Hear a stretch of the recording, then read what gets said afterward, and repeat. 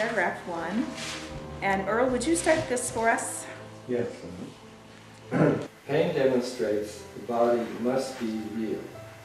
It is a loud, obscuring voice who shrieks with silence what the Holy Spirit says and keep His words in your awareness.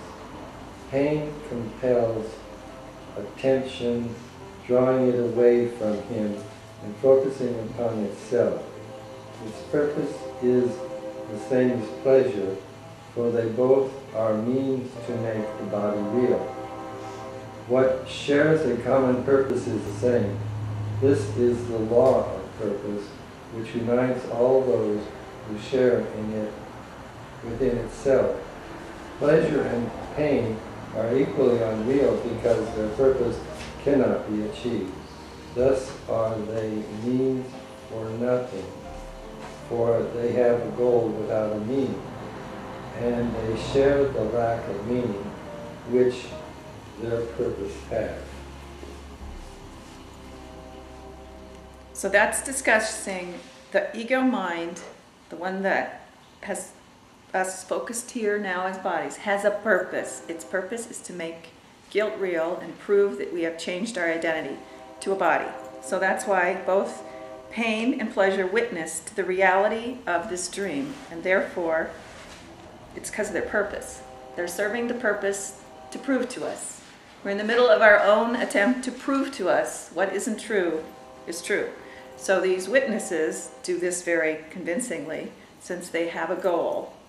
But luckily, like he says, because it's a meaningless goal, you can't prove that you're a body.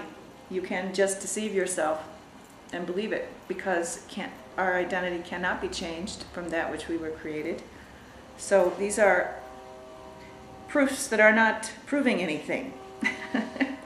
They're just distracting our attention. We can't prove that our bodies Are real. are real.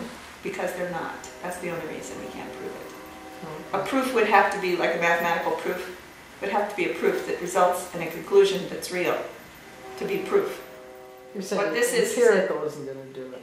Yeah, this is, when we're talking about proof here, he's saying they are the means for nothing, for they have a goal without meaning. Right. To prove what isn't true is a goal without meaning, because you can never prove it. You can just deceive yourself with illusions of its reality, which is exactly what this world is.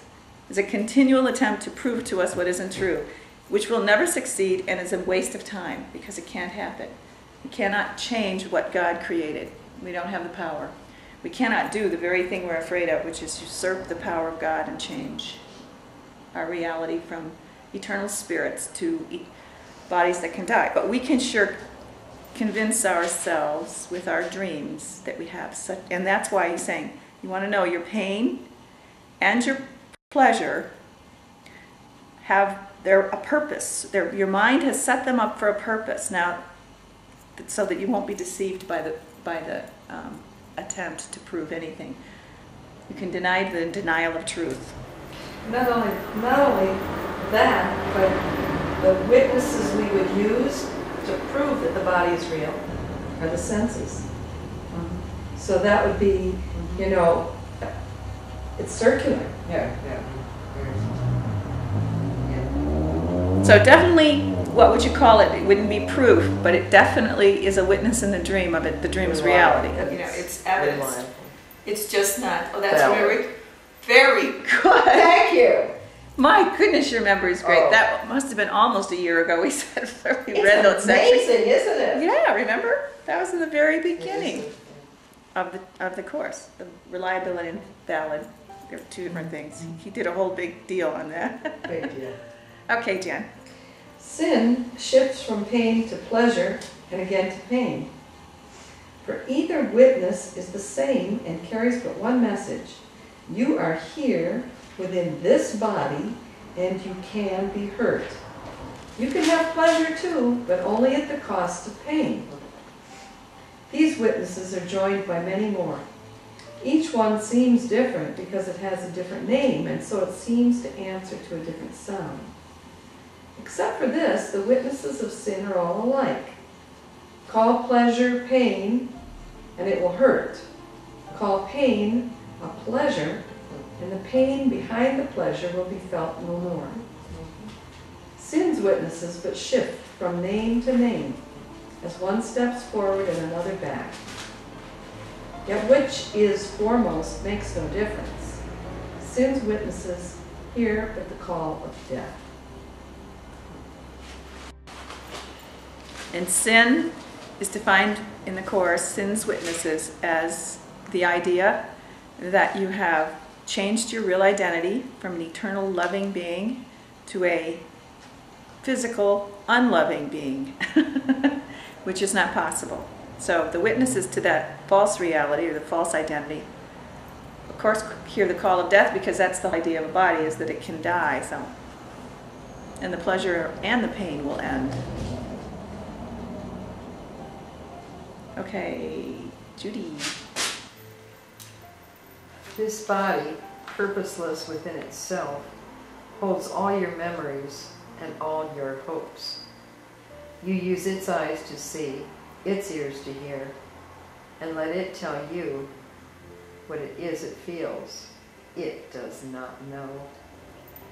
It tells you but the names you gave to it to use when you call forth the witnesses to its reality. You cannot choose among them which is real, for anyone you choose is like the rest. This name or that, but nothing more, you choose. You do not make a witness true, because you called him by truth's name. The truth is found in him, if it is truth he represents. And otherwise he lies, if you should call him by the... And otherwise he lies, if you should call him by the holy name of God himself.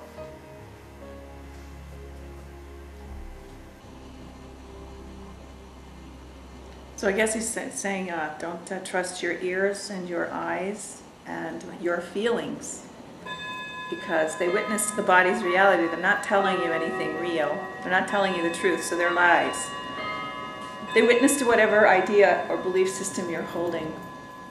They are just, like sentinels that come back with the message you wanted to hear based on your belief system.